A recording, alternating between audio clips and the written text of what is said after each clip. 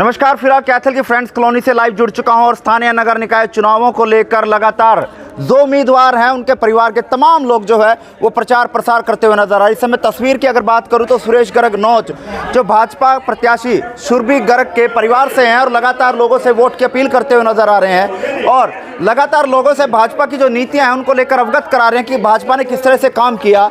लेकिन अभी 19 तारीख की जो क़यामत की रात है वो बहुत जल्द, कुछ दिन रह गए हैं, उसके बाद जानेंगे कि आखिरकार 19 तारीख को लोगों का किस तरह से प्यार मिलता है, वो तो आने वाला समय बताएगा। लेकिन सुरेश गर्ग नौच लगातार कैथल के हर गली मोहल्ले में जाते हुए नजर आ रहे हैं। इसमें तस्वीर देख सकते हैं, सुरेश गर्ग नौच लगातार प्रचार करते हुए नजर आ रहे हैं और सुरभि के लिए वोट की अपील करते हुए नजर आ रहे हैं, क्योंकि पिछले काफी लंबे समय से संघर्ष जो है वो करते हुए नजर आ रहे हैं और संघर्ष के माध्यम से लोगों से ये कह रहे हैं कि बहुत लंबा समय हो गया है, लेकिन अब आशीर्वाद के रूप में वो अपनी वोट जो है वो लोगों से मांगते हुए नजर आ रहे हैं। लेकिन सुरेश गर्ग नौच से जानेंगे कि जो आपने समझाया है MSc कंप्यूटर है, इधर आओ, दूसरों के लिए तुलना करवा लियो, आप भी आ जाओ।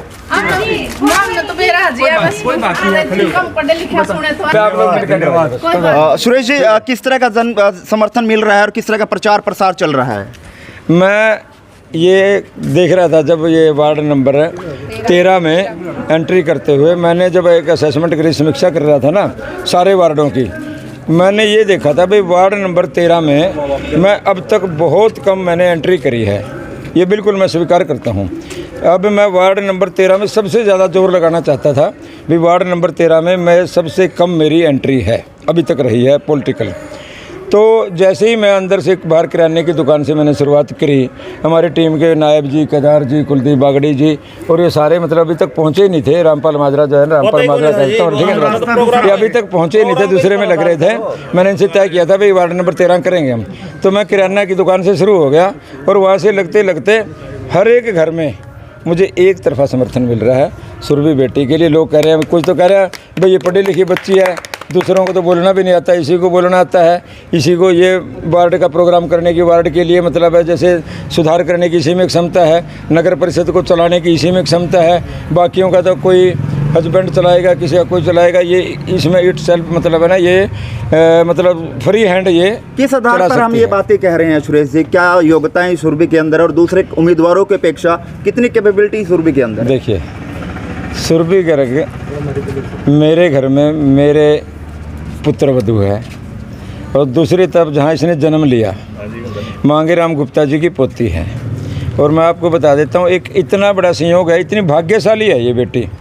जब ये घर में पैदा हुई थी तो गुप्ता जी वित्त मंत्री बने थे उस समय भजन लाल की सरकार में, ठीक है। तो उसके बाद गुप्ता जी की राजनीति किस तरह से आगे बढ़ी वो खुद मानते थे गुप्ता जी, भाई इस बेटी का भाग है जो मेरी राजनीति एकदम से मतलब चढ़ती चलेगी, वित्त मंत्री बना उसमें, ठीक है। तो फिर ये मेरे घर में आई शादी के बाद।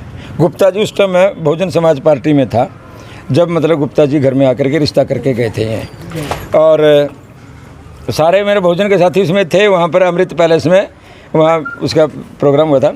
तो जब रिश्ता करके गए थे उसके बाद मेरा घर में लक्ष्मी का वास होता ही होता चला गया। ऐसी भाग वाली बेटी है। यानी मांगे राम गुप्ता जी के लिए जो शुभ आपके पास पहुंचे और कहीं ना कहीं उनका भाग यहाँ ले आई।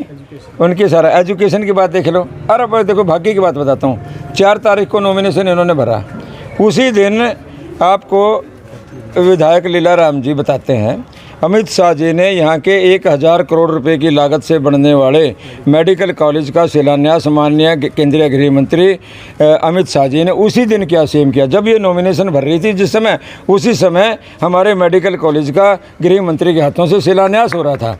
ये कैथल के लिए शुभ है, सौभाग्य है। सुरेश जी, सुरेश गर्ग नौच जो रणदीप सिंह सुरजेवाला है, क्या उसका भी प्रभाव कहीं ना कहीं चुनाव पर पड़ सकता है, जिस तरह से वो प्रचार 2 दिन का करते हुए नजर आए थे? देखिए, आप पिछला विधानसभा का चुनाव उठाइए, ठीक है, इस कैथल नगर परिषद की आप वोटों की तुलना करिए भाई, हमारे विधायक को लीलाराम को और जो उसको सुरजेवाला को जितनी वोट मिली थी, यहाँ नगर परिषद में हमने उस विधानसभा चुनाव में भारतीय जनता पार्टी को 7800 वोट ज़्यादा मिली हुई हैं।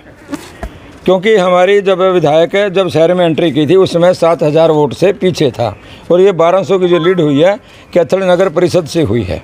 नगर परिषद में आप देखिए, जो सुरजेवाला के पक्ष की भी वोट थी, लीलाराम के पक्ष की भी वोट थी, बीजेपी के पक्ष में भी वोट थी, लेकिन उसमें क्या थी, कम से कम 35% वोट वो थी जो सुरजेवाला के नेगेटिव वोट थी, जो ये मतलब तय कर चुके थे, संकल्प कर चुके थे सुरजेवाला को यहाँ से भगाना है, सुरजेवाला को यहाँ से हराना है, सुरजेवाला को किसी कीमत पे वोट नहीं देने, हम लीलाराम को वोट नहीं दे रहे, हम सुरजेवाला को भगाने के लिए वोट दे रहे हैं। वो नेगेटिव वोट होगी, ठीक है। अब वो नेगेटिविटी ये पवन थरेजा पे डाल रहा है। पवन थरेजा तो बेचारा शरीफ आदमी है, लेकिन उसके ऊपर बदमाशी का स्टम्पा जो ठप्पा ये सुरजेवाला जी लगा रहे हैं। ये तो इसकी पवन थरेजा की वोट घटा रहे हैं, घटेंगी वोट, नेगेटिव वोट है इसकी। सुरेश जी, जैसे 10 साल के विकास की बात सुरजेवाला साहब कर रहे हैं, वहीं 8 साल के विकास की बात अगर करें तो सुरजेवाला कह रहे हैं कि आपने 8 ईंटें तक नहीं लगाई। सुनिए, आपने देखिए, मैं खुद एक्सेप्ट करता हूँ भी सुरजेवाला ने ईंटें लगाई हैं, ठीक, लेकिन मैंने किताबों में पढ़ता था भी कहीं भली है कटुक निबोरी कनक कटोरी की मैदा से। पिंजरे में बंद तोता सोने की कटोरी में उसको पकवान रख दिए, ठीक है, पिंजरे में बंद रखा उसको, और वो तोता जब है उसको आज़ाद कर दो, वो कहता है भी नीम की वो कड़वी निबोड़ी मुझे उस कनक कटोरी की मैदा से, सोने की कटोरी वाले मैदे से मुझे बहुत ज़्यादा वो अच्छी लगती है। यहाँ पर गुलामी का, भय का, दहशत का माहौल जो सुरजेवाला ने बनाया है, ईंटें लगा दी, ठीक है, कुछ गलियाँ बना दी, कर दी, कुछ काम कर दिए, लेकिन जिस तरह से वो अपने शहर के लोगों को अपना पेट समझता था भी मेरे पालतू हैं, जिधर मैं चलाऊँगा उधर चलेंगे, कितना लोगों को अपमानित किया, किस तरह लोगों को जलील किया, वो लोग कभी भूले नहीं हैं। इससे मुक्ति चाहते हैं। 50% मुक्ति विधानसभा में हो गई थी और उसके बाद अब 100 की 100% मुक्ति हो जाएगी। ये सुरजेवाला से मुक्ति पाने का भी चुनाव है। सुरजेवाला आप पर भी कल कुछ कटाक्ष करके गए हैं, कह के गए हैं, कभी हंस का, कभी बसपा, कभी कहीं उनको अपना बीपी जो है वो चेक करा, स्वास्थ्य चेक करा लेना चाहिए। सुनो, देखिए, मैं ये मानता हूँ, पहला चुनाव मैंने बहुजन समाज पार्टी से लड़ा और वहाँ से मैं पूरे पहले सामाजिक था पूरी तरह से, लोगों ने बहुत आशीर्वाद आपको उस समय दिया, ठीक है। वो गरीब जनता का चुनाव था। वहाँ जो हमारे वर्कर होते थे ना बहुजन समाज पार्टी के, हमारे वो व्यापारी लोगों के पास जाते थे, वो कहते थे भाई लाला जी हम अपने लिए थोड़ी मांगा, हम तो थारे लिए मांगा, वो ये बात कहते थे। तो मैं उन सारे जितने मेरे गरीब साथी जिन्होंने पहला चुनाव मुझे लड़ाया, उनका आशीर्वाद, उनका जो है ना एक कर्ज मेरे सिर पे है, मैं उनका उतारना है। अंत्योदय का मूल मंत्र के साथ मैं चल रहा हूँ। जहाँ ज़्यादा कमी है वहाँ भरपाई हमने करनी है, जहाँ विकास कम हुआ है, जहाँ ज़्यादा झोंपड़ी को हमने मकान बनाना है। जो पहले से कोठी है ना भी उसकी 2 मंजिल है, उसकी 3री मंजिल बनानी है, वो प्राथमिकता नहीं है। पहली हमारी प्राथमिकता है झोपड़ी से मकान बनाने की। और देखिए, जो बहुजन समाज पार्टी की बताता हूँ, आज बहुजन समाज पार्टी ये इस चुनाव में शामिल नहीं हो रही है, कि मतलब उन्होंने अपना सिंबल नहीं दिया है। बहुजन समाज पार्टी के कार्यकर्ता, पूरे कार्यकर्ता इस समय व्यक्तिगत तौर से हमारे साथ मिलकर लड़ रहे हैं और जननायक जनता पार्टी पूरी की पूरी दिल से सारा कार्यकर्ता हमारे साथ लगा हुआ, एक तरफा माहौल है। सुरेश जी, आखिरी सवाल मेरा आपसे ये है कि एक तरफ रणदीप सिंह सुरजेवाला ये कह रहे कि धनंजय लोगों के साथ ईमानदारी की जो है वो लड़ाई चल रही है। मैं जनता से के ऊपर ये फैसला छोड़ता हूँ भाई, ईमानदारी की तुलना कर लो। और जहाँ तक धनबल की बात करते हैं, मैं धनबल के साथ नहीं, मैं तो लोगों के प्यार को, लोगों के आशीर्वाद से, जनबल से चुनाव लड़ रहा हूँ और जन भावनाओं से लड़ रहा हूँ। अब सुरजेवाला जी ने बिल्कुल आपके कैमरे पे कहा है भाई 25 लाख रुपए मैंने दिए इसको, थरेजा को इतने हिस्से दिलवाऊंगा, और वो दिलवाएगा। आपको कभी और बोलेगा कैमरे पे, आप पता लग जाएगा इतने उसने दिए, करोड़ों में चली जाएगी। और ये चुनाव आयोग की जो लिमिटेशन है इस चेयरपर्सन के चुनाव में खर्चा करने की, आप देख लेना। उन कैमरा कह रहा है भाई कितना क्रॉस कर रहा है, कितना उसको क्रॉस कर रहा है, स्वीकार कर रहा है हम इतना खर्च कर रहे हैं, और हमारा कहाँ खर्चा हो रहा है। आप ये देख लेना कहीं भी हम कहाँ हमने भंडारे लगा रखे हैं, कहाँ हमने लंगर लगा रखे हैं, कहाँ कहीं हम दारू बांट रहे हैं, कहीं हम कहाँ पैसा बांट रहे हैं। पूरे चुनाव में आप मीडिया के लोग इस बात को चेक कर लेना, हमारा कहीं भी इस तरह से लालच में कहीं वोट नहीं, मतलब लालच दे करके वोट लेने का कहीं हम काम नहीं करेंगे। अंत में लोगों से क्या अपील करना चाहेंगे कैथल की? मैं अंत में लोगों से यही अपील करना चाहूँगा भी कैथल नगर परिषद के में सुधार करने के लिए, इसको एक मंदिर का रूप देने के लिए, जहाँ ये वर्षों से लूट खसोट इसमें चलती आई है, जहाँ इसमें कोई भी चेयरमैन बना, कोई ठेकेदार, यहाँ के कर्मचारी अधिकारी इसको हमेशा लूटते रहते हैं। जो पैसा जनता के लिए गरीब की झोंपड़ी तक जाना चाहिए था, जो पैसा आवास योजना में लगना चाहिए था, जो पैसा सारी योजनाओं के लिए, शहर के विकास के लिए लगना चाहिए था। वो ठेकेदारों के, अधिकारियों की जेबी में जाता रहा।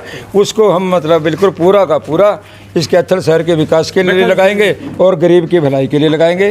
तो ये चीज़ आप मतलब देखते हुए, यदि आप इसमें कैंडिडेट की भी तुलना करते हुए भी कौन योग्य है, कौन समझदार है, कौन शिक्षित है, कौन ईमानदार है, उसकी तुलना करते हुए सुरभि बेटी को अपना वोट दो, इसको सफल बनाओ और अपने शहर को सुंदर चमकाओ। बहुत बहुत धन्यवाद सुरेश गर्ग। और ये थे हमारे साथ भाजपा के वरिष्ठ नेता सुरेश गर्ग नौच, जिन्होंने सुरभि गर्ग के लिए प्रचार प्रसार करते हुए नजर आ रहे हैं। लेकिन साफ तौर पर लोगों से अपील की है कि आप तमाम कैंडिडेटों को परखें और उसके बाद समझें कि कौन सा कैंडिडेट कौन सी पार्टी का ज़्यादा कैपेबल है, कौन सा योग्यता के आधार पर खरा उतरता है। इन सभी मापदंडों को लेकर आप 19 तारीख को जब वोट करने जाएं तो ये चीज़ें ध्यान में रखें कि किसकी ज़्यादा योग्यता है, उसके आधार पर वोट करें और कौन वो उम्मीदवार है जो कैथल शहर की दिशा और दशा बदलने का काम कर सकता है। लेकिन देखना ही होगा कि 19 तारीख को लोग कहाँ मन बनाते हैं और किस तरह से अपनी वोटिंग करते हैं। लेकिन लगातार हर उम्मीदवार अपने उम्मीदवारों को लेकर प्रचार प्रसार करता हुआ नजर आ रहा है। और खबरों के लिए आप देखते रहें कैथल टीवी।